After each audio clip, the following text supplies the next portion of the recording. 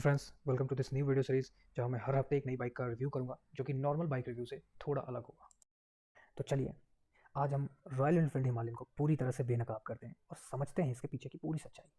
ये कहानी शुरू होती है एक यंग और डायनेमिक सीईओ के ड्रीम के साथ, जिन्होंने 2014 आते आते ऑलरेडी भारतीय मार्केट को कुछ सुपर हिट मशीन्स गिफ्ट कर चुका था, जैसे कि Royal Enfield Classic, Electra, then Thunderbird etcetera. Royal Enfield model के साथ में लोगों को शिकायतें थी और दिन प्रतिदिन ये शिकायतें बढ़ रही थी। इस बाइक का प्री प्रोडक्शन आता है और 2016 आते आते इस बाइक को मार्केट में लॉन्च कर दिया जाता है।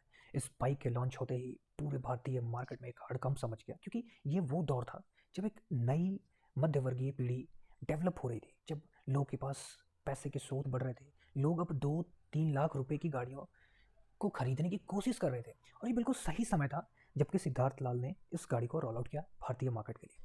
Before starting the review, let's quickly go through the facts.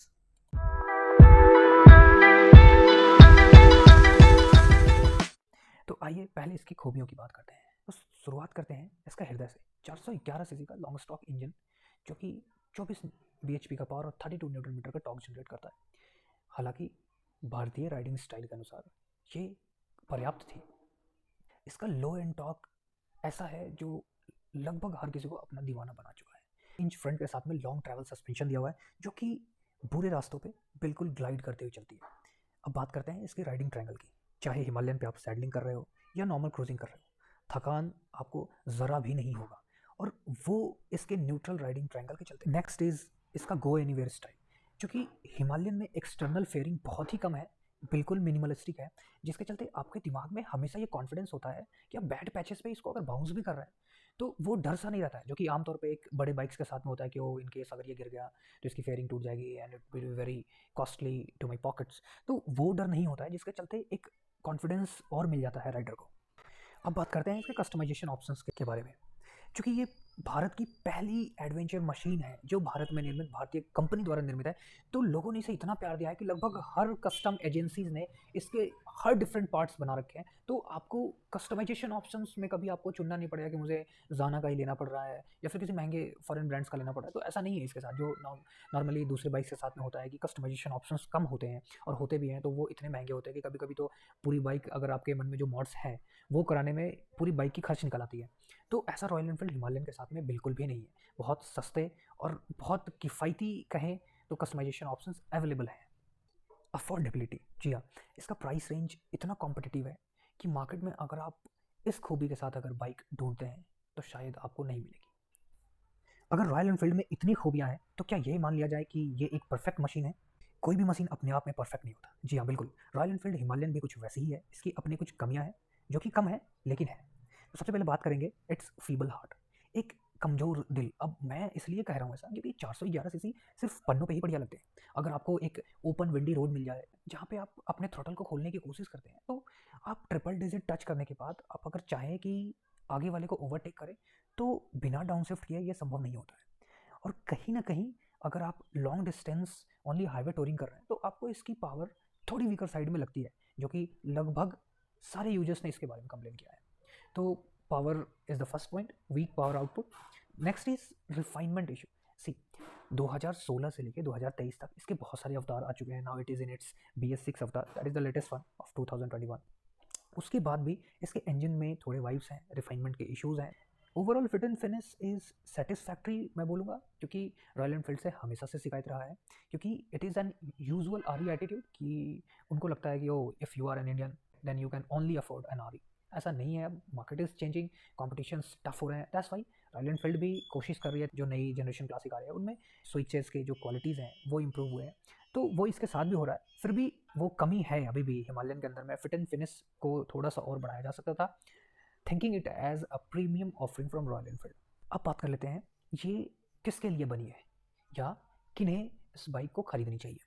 तो मैं बोलना चाहूँगा कि जो एक्सप्लोरर प्रवृत्ति के लोग हैं, जो कंट्री साइड्स को, बैड पैचेस को, मेनली अगर कंट्री साइड अगर आप एक्सप्लोर कर रहे हैं तो दैट कंसिस्ट ऑफ 60-40 में 60 आपको बैड पैचेस मिलेंगे, 40 आपको गुड टार्मेक मिलेगा। तो वैसे जगह के लिए ये बिल्कुल सूट करती है, वैसे जगह को ये बिल्कुल एट होम फील करती है वैसे जगहों में।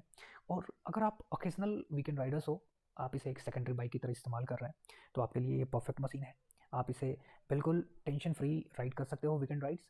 बट अगर आप इसे प्राइमरी बाइक की तरह इस्तेमाल करने की सोच रहे हैं, आप एक बार इसका टेस्ट राइड लें। बम्पर टू बम्पर ट्रैफिक में आपको पता चलेगा कि ये इसका इंजन थोड़ा गर्म भी होता है, and due to its weight on its heavier side ये हैंडल करना थोड़ा मुश्किल है। लास्ट नॉट द लिस्ट, अगर आप न्यूबी एडवेंचर लवर हैं, जो अगर आप सोच रहे हैं बड़े adventure machines like buses 650, those BMW GS series and others tiger के सीरीज, अगर आप उधर सोच रहे हैं तो मैं बोलूँगा आप एक बार रॉयल एनफील्ड को ओन करें। It will teach you lessons, many lessons, जो कि आपकी आगे आने वाली प्रीमियम बाइक्स पे आपकी कॉन्फिडेंस को बढ़ाएगा। एडवेंचर टूरिंग सेगमेंट अब इतना बढ़ चुका है, इसमें ऑप्शंस की कोई कमी नहीं है।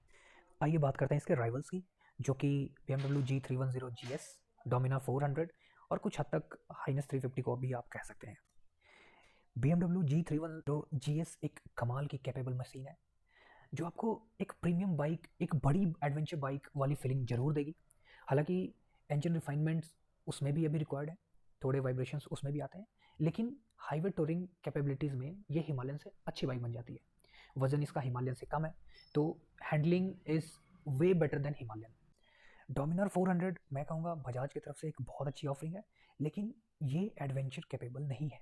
तो अगर आपको सिर्फ और सिर्फ राइड्स करने हो, टूर करने हो, तो Dominar 400 is more capable, well stable bike on highways, you can go for it, but considering other strengths of Himalayan overpowers Dominar in many aspects. इस ऑस्ट्रियन ब्रांड ने रॉयल एनफील्ड हिमालयन को टक्कर देने के लिए ड्यूक 390 को महज पूरे कपड़े पहना दिए विद सम इलेक्ट्रॉनिक एडिशंस, जिसके चलते इसमें रियल ऑफ रोडिंग कैपेबिलिटीज़ नहीं है, लेकिन इसका इंजन इतना दमदार था कि ये बैड पैचेस को कुछ हद तक संभाल लेता है। हाइनस 350 बिल्कुल ही अलग बाइक है, जो कि डेली सिटी टू सिटी और नॉर्मल टूरिंग के लिए बनाया गया है, which is fun to ride even in traffic, it is so good in handling. So इसकी तुलना अगर हम हिमालयन से ना करें तो ही बेहतर होगा। अब बारी आती है फाइनल वर्डिक्ट की, कि क्या आपको रॉयल एनफील्ड हिमालयन खरीदनी चाहिए या नहीं। तो हम बात करते हैं, अगर आपका ट्रैवल प्रेफरेंस 50-50 है, मगर आपके ट्रैवल में 50% बैड पैचेज आते हैं and 50% is highway, then you must go for it, and only as a secondary bike आप वीकेंड राइड्स कर सकेंगे, आप कंट्री साइड एक्सप्लोरेशन बहुत एफर्टलेसली कर सकेंगे। और last thing which I must recommend, कि सब 3 लाख बजट में इससे कैपेबल मशीन आपको नहीं मिलेगी, which is a bang for buck.